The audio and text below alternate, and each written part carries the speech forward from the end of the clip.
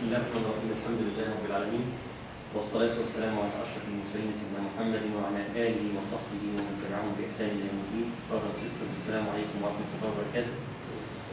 Let me first of all welcome dear Doctor and dear friend Dr. Jasser, Auda, Professor of Maqasid Ash-Shari at the College of Islamic Studies Foundation, and also Deputy Director of the Center of Islamic Legislation and Ethics.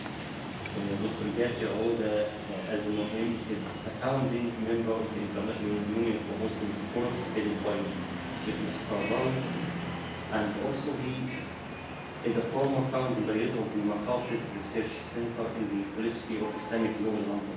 Dr. Jasser has lectured on Islamic law and its relation to ethics and policy in 10 countries around the world, and he has written a good number of books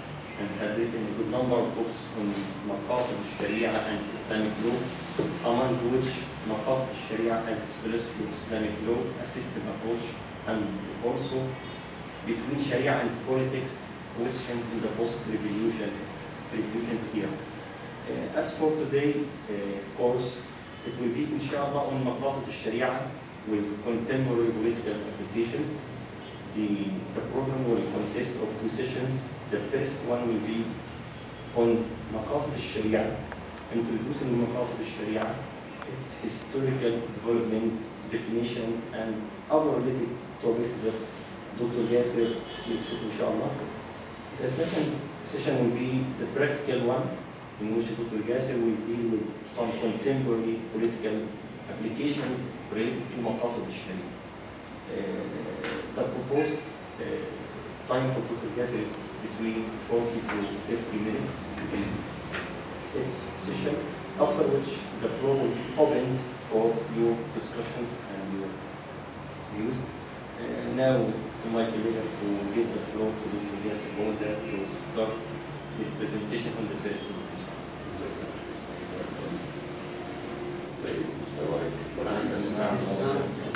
It's good to see you here.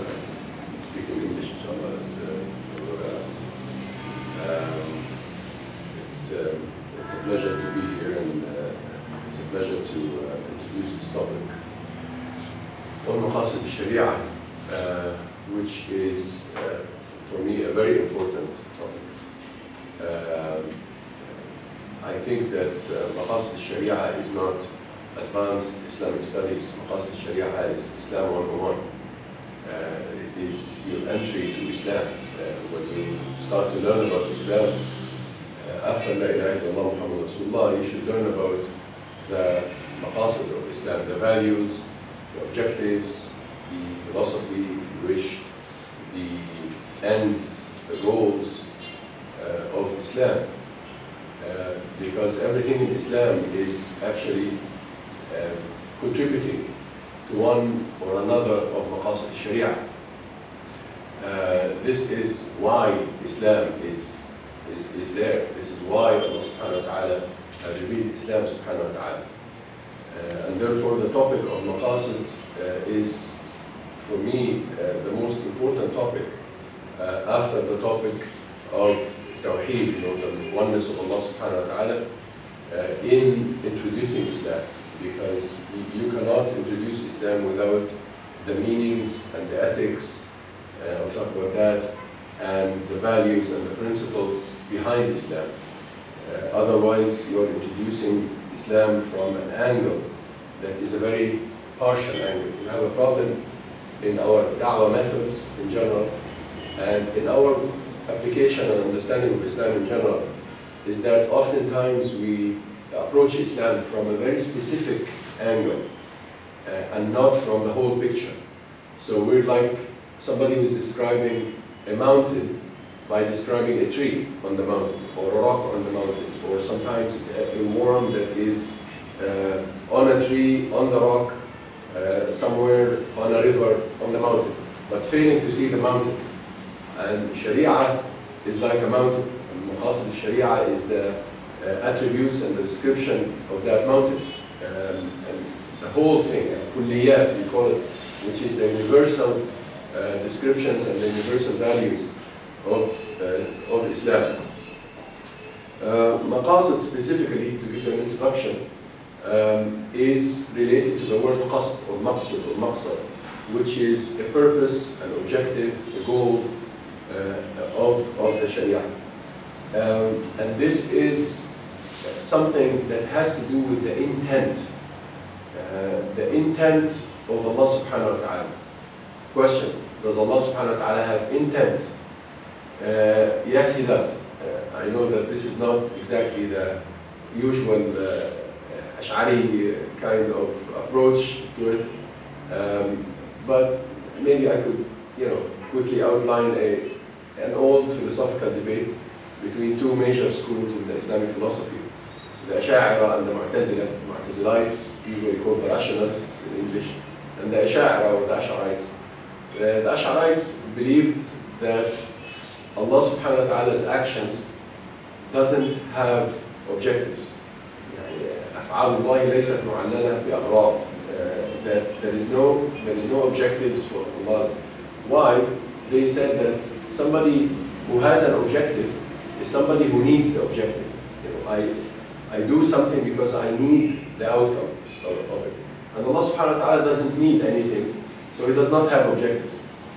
The Mu'tazilites, on the other hand, or the rationalists, believe that Allah subhanahu wa ta'ala must have objectives, and He cannot possibly do something without an objective.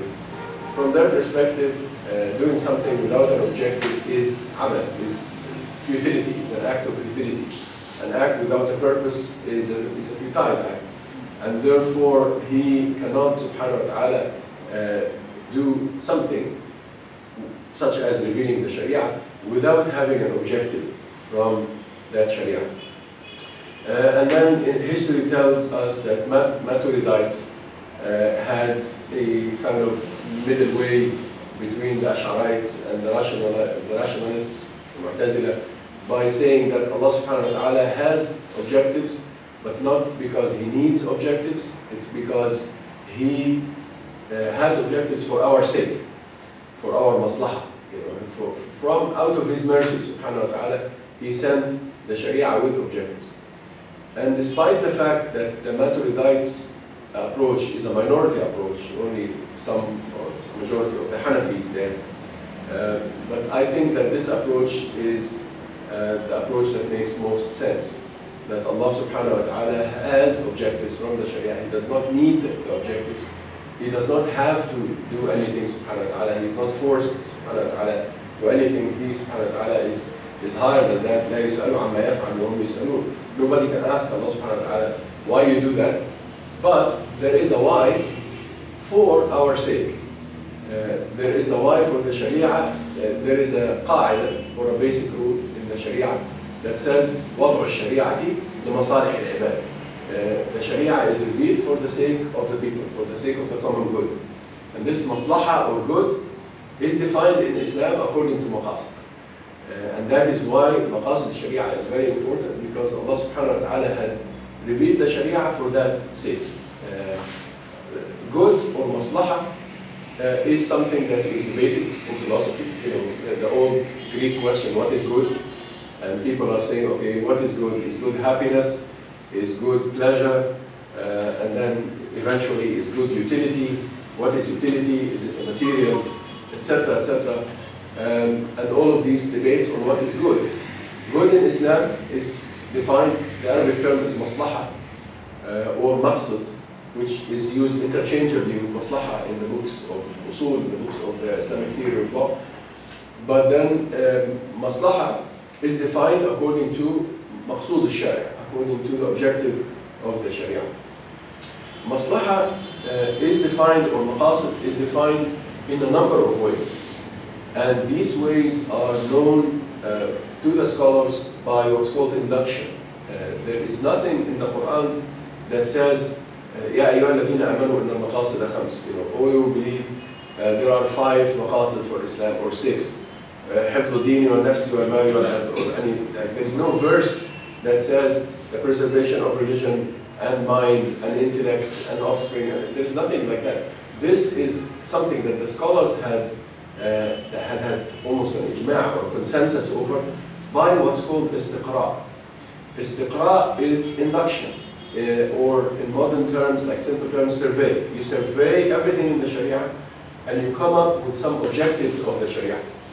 Now, another bit of philosophy in this introductory like part of our session, because the Greeks thought that an inductive evidence, الدليل في استقراء, is not قطعي, is not certain, is not sure, is not confirmed. Why? Because they said, okay, if everybody here is from Cairo, and they say, okay, where are you from? Cairo, Cairo, Cairo, Cairo, Cairo. And then the last person, we don't ask that last person, then this istiqra, this induction, this survey does not mean that the last person is from Cairo. He could be from somewhere else. Because this, we call it istiqra naqis. It is a partial induction or an incomplete induction. And in Aristotle's words, incomplete induction is useless, because I cannot really build any result on knowing that 30 people are from Cairo and the 31st, whether he or she is from Cairo or not. And then Aristotle said that if we ask all the 31 people whether they are from Cairo or not, and they say that they are from Cairo, then it means nothing, because now we know that all of them are from Cairo. We cannot really build anything on this result. And the issue that istiqra or induction is dhanni or doubtful or uncertain is something that was copied right from Aristotle to al-Mustasfa of al-Ghazali and to the Usul of the Amidi and to everywhere, people who thought that Maqasid Ash-Shari are uncertain because they are built on an induction, and the induction does not cover everything in the Sharia, because no scholar could cover all the millions of ahadith that was narrated about Muhammad sallallahu alaihi wasallam. And of course, a scholar will cover everything in the Quran, but not all the meanings, etc. So they say that a scholar cannot cover everything in the Sharia to have a confirmed induction or certain induction or complete induction. But now, that is why Ash-Shatibi, when he proposed Maqasid, he focused on istiqra. The first few pages is philosophy, dealing with induction. And Ash-Shatibi is saying that inductive evidences are confirmed, are qat'iyat, are certain. And even though philosophically speaking, in the Greek way, they are not certain, because we did not really see everything in the Sharia to judge with certainty that the Sharia is about justice and about the preservation of mind and soul and life and all of that. But we have the evidence of the Quran just to solve this Greek dilemma really that was inserted in the Islamic philosophy and became an Islamic dilemma between istiqra or induction, whether it is supposed to be a complete or not. To solve this dilemma, we refer to the Quran in the way the Quran is building evidences. The Quran is building evidences based on induction and is making induction, even though it's incomplete, a confirmed evidence. And therefore, the evidence of Maqasid being induced from the scripts without claiming that we surveyed everything in the script becomes a confirmed evidence. Allah subhanahu wa ta'ala, for example, when He talked about His perfection of the creation of the universe, He is saying, قُلْ انظُرُوا مَاذَا فِي السَّمَاوَاتِ وَالْأَرْضِ. Look at what's on heavens and earth, to prove that Allah subhanahu wa ta'ala's creation is perfect. We haven't seen everything on heaven and earth. We saw, the solar system, and we know a little bit about our galaxy, and we can see the other galaxies like, spots on the Hubble telescope so far. We really don't know what's everything out there in the universe. But Allah subhanahu wa ta'ala is asking us to look around us to confirm that His creation is perfect. فارجع البصر هل ترى من فطور ثم ارجع البصر كرتين ينقلب إليك البصر خاسئا وهو حسير. In Surah Tabarak, Allah is saying, look again at the universe and look again and again. Do you see any fault? then from that, this is incomplete induction, in the sense that if you look again and again and again in what we know from the universe, and we know that there is no fault, therefore the universe has no fault. And that is what we can do. This is, you know, لا يكلف الله نفسا إلا ما آتاها. Allah doesn't ask of people more than what He gave them. So Allah gave us the ability to look at one galaxy and to judge. That is enough. Allah gave us the ability in the Sharia to look at what we have. Maybe there are things that the Prophet ﷺ said that we never heard. Maybe there are, you know, books that Shatibi or Ghazali or Ibn Qayyim never read. But still, there is enough information to judge that the Sharia, even though it's an inductive evidence, to judge with certainty that Sharia is about justice, Sharia is about mercy, Sharia is about the preservation of mind and soul. There is enough evidence to judge that the Sharia is about these meanings, and that these meanings are confirmed. And why do we need them to be confirmed? Because they will play quite a role in our application of the Sharia, in our understanding of the Sharia. They will become very central in the Sharia. This is not just wisdoms that we think about and stuff. No, they will become central in our understanding of the Sharia, in our understanding of fiqh, what is right and what is wrong from fiqh. And we'll talk about that in the second session when we talk about fiqh and qanun, you know, law with the small l and the capital L and all of that. But the importance of the certainty of maqasid is important, is central here, because we will build on Maqasid Ash-Shari some very significant, let's say, outcomes and methods in understanding the Sharia. For example, the issue of justice. Justice is one of the Maqasid of the Sharia. This is one division of the Maqasid, dividing them between what's called al-kulliyat and al-juz'iyat. Al-kulliyat, the universal values in Islam, and al-juz'iyat are the wisdoms of the specific verses or the specific al-maqasid al-juz'iyya, or the partial maqasid, the partial objectives. The partial objectives are objectives of one evidence, one hadith or one ayah. What is the objective of the Prophet and so on. Al-kulliyat, or the universals, are the objectives of everything in the Sharia.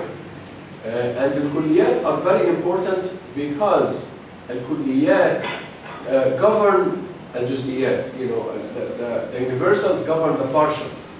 Ibn al-Qayyim, for example, and I mention this all the time, and I think it's very important. Ibn al-Qayyim talks about some 4 kulliyat from his perspective of the Sharia. He is saying in his I'lam al-Muwaqqi'in, or information for those who sign fatwas or sign after Allah subhanahu wa ta'ala. He is saying, despite the fact that I don't like this signing after Allah subhanahu wa ta'ala. You know, in Islam, we're not supposed to speak in the name of Allah. It's just, Prophet ﷺ told Mu'adh, فحدثهم عن رأيك ورأي أصحابك ولا تقول ما رأى الله. Don't say Allah had judged, say I judge. You know, this is just humans. Nobody is signing after Allah. Ibn Qayyim named his book that, Signatures After Allah. He is saying الشريعة مبداها وأساسها على الحكم ومصالح. He's saying Sharia in its basis and its structure is based on good, is based on maslahah, is based on masalih and wisdom. So Sharia in its structure and its basis is based on wisdom and good. He's saying وهي عدل كلها ورحمة كلها وحكمة كلها ومصلحة كلها. Sharia is all about justice, all about mercy, all about good, and all about wisdom. And then he's saying فكل مسألة خرجت بالشريعة من العدل إلى الجور. Therefore, every opinion that takes Sharia from being about justice to being about injustice. Here is a universal maqsid here. Here is the universal kulliyat. So if an opinion said by a faqih takes Sharia from justice to being about injustice, from ومن المصلحة إلى المفسدة, from being about good to being about mischief, ومن الحكمة إلى العبث, from being about wisdom to being about futility or nonsense, ومن الرحمة إلى ضدها, from being about mercy to being about the opposite of mercy. He's saying these opinions فليست من الشريعة. These opinions are not part of the Sharia. وإن أدخلت فيها بالتأويل, even if they were claimed to be part of the Sharia according to some interpretation. This is very important, and this is what Maqasid Ash-Shari are about. Maqasid Ash-Shari are the universals that govern the details. There is no detail in Islam, there is no opinion that somebody can come up with that means that Islam or Sharia, which is the Islamic law or Islamic ethics, I will talk about that in the second session, that Sharia is about cruelty. Sharia is about mischief. Sharia is about injustice. No, that is not Sharia. Even if it is claimed to be so according to some interpretation. Okay, now who judges what is justice and what is... Of course, we need scholars, we need common sense, we need methodology to decide that. But Sharia cannot possibly be about injustice, even if it is claimed to be so according to an interpretation. Because Ibn al-Qayyim, as a scholar and a faqih, knows the dynamics of interpretation, the game of interpretation, if you wish. That some scholars sometimes they bring an evidence, bring a dalil, a verse or a hadith, and then they twist it to interpret it in a way that contradicts with the philosophy of Islam, with the basis of Islam. We hear fatwas these days,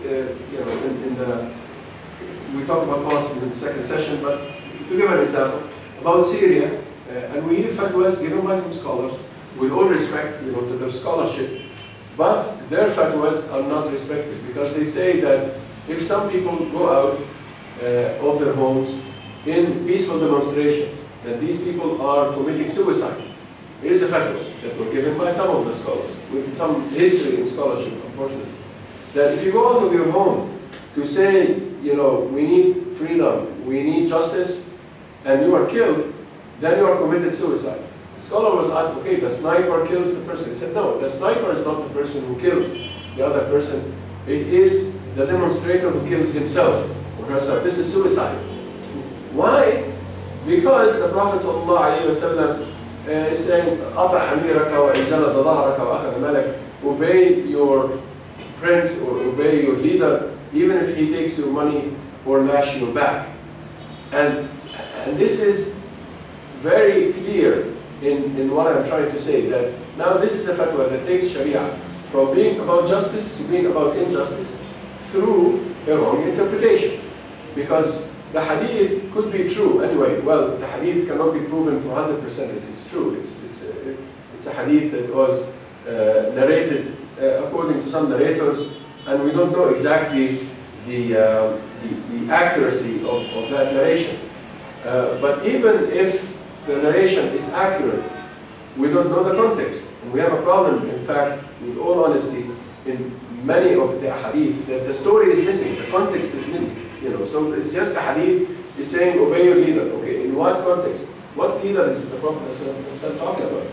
And if you go back to the hadith and why it's narrated and in what context, you see that perhaps Hudayfa in the hadith al-fitan, many of these are in the chapter that's called the hadith of the fitna, the hadith of the internal wars or the internal trials. The Prophet ﷺ is talking about Hudayfa and Umar. And Umar is the leader and Hudayfa is the follower. And the Prophet ﷺ is telling Hudayfa, follow Umar, even if he takes your money or lash you back. Umar is not going to take Hudayfa's money in the Mubarak style or the Gaddafi style or the Bashar style. I mean, of course not. I mean, he takes Hudayfa's money because of zakah, charity, or and so forth. Yeah. So the scholar or that particular mufti, he took the fatwa and he took the hadith out of its context, which makes the hadith make sense and makes the hadith comparable and compatible and congruent with justice and with mercy and common good. And he takes that and he uses the hadith in order for the hadith to be against justice and against common good and against sense. And therefore, Islam becomes a matter of injustice, and a fatwa becomes a matter of oppression, and a tool of oppression, and a tool of marginalization. I mean, to use some postmodern stuff. And that is unacceptable, because then, how do we judge? Because al-kulliyat tahkum ala al-juz'iyat. The universals reign over the particulars. The universals is how we can judge that the particular fatwa or the particular opinion is right or wrong. Can a fatwa be wrong? Of course, oftentimes, because the mufti is a human being. The Quran is right. but the interpretation could be wrong. The hadith is right, but the interpretation could be wrong. And therefore, Sharia is about justice, about common good, about mercy, about wisdom.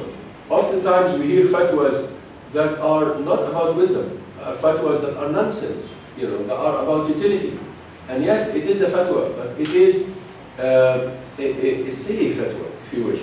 Something that some scholar came up with, and I see questions all the time from people who are interested in Islam, or people, and sometimes and oftentimes through onislam.com and all of these questions. And people, some people, give fatwas that are very silly fatwas. And then the world is asking, is Islam like that? The fatwa about, women not allowed to drive cars.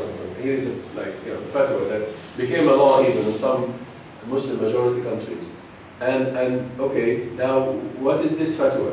And then you look at the fatwa, you find that a woman is not allowed to drive a car لأن النساء أقل حزما وأضعف عقلا, and so they don't have a strong will, and they don't have a strong mind, and they don't have strong morals and all of that. And the woman, in order to drive, she has to take a photograph in order to get a license, and that's haram, and all of this nonsense. And then, now this makes the Sharia about futility and not about wisdom. There is a lot of wisdom behind allowing or encouraging, in fact, women to drive their cars in order to go from point A to point B, in order to do what they want to do, to get an education, to get a job, to take a child to a school, to do something, to pursue their life. But in order for, to confine women due to some whatever political agenda or whatever, and then we try to twist the verses and the hadith of the Prophet ﷺ in order for a woman in Islam not to be allowed to drive, and driving to be unethical or immoral, an immoral act, that is something that is unacceptable. And therefore, these kinds of, we hear a lot of fatwas as well that have to do with violence. And we have to know that violence by itself is not a vice, is not wrong. I mean, unless you are a vegetarian, if you eat meat, then you apply violence in your life, somehow. Because, I mean, violence in order to slaughter an animal to eat, violence in order to defend yourself in the street if somebody attacks you. Violence is not a vice. Violence in order to resist and defend your country if your country is occupied with foreign forces, that is legitimate violence. But for somebody to give a fatwa, I was reading the other day a fatwa on using mass destruction bombs given by some muftis of some Islamic groups, violent Islamic groups, that this is fine. You can use weapons of mass destruction in some cities, and okay, then the Sheikh was asked, okay, what about people who are innocent, who die in these cities? Muslims sometimes, non-Muslims, but they are innocent. So the Sheikh is saying, no, these people, and then you bring a fatwa, not even from the hadith of the Prophet ﷺ, a fatwa by Ibn Taymiyyah, given in some situation where the Tatarians at his time were surrounding some city, and a long story, and then you refer to history in some sort of an event that you don't even know the details about, in order to allow the killing of innocent people in a mall, in an underground in London, or in a mall in New York, or in whatever, in some monument place in Cairo. Why do you kill those innocent tourists or innocent people? Then they bring you, and Sharia is not about injustice. This is injustice.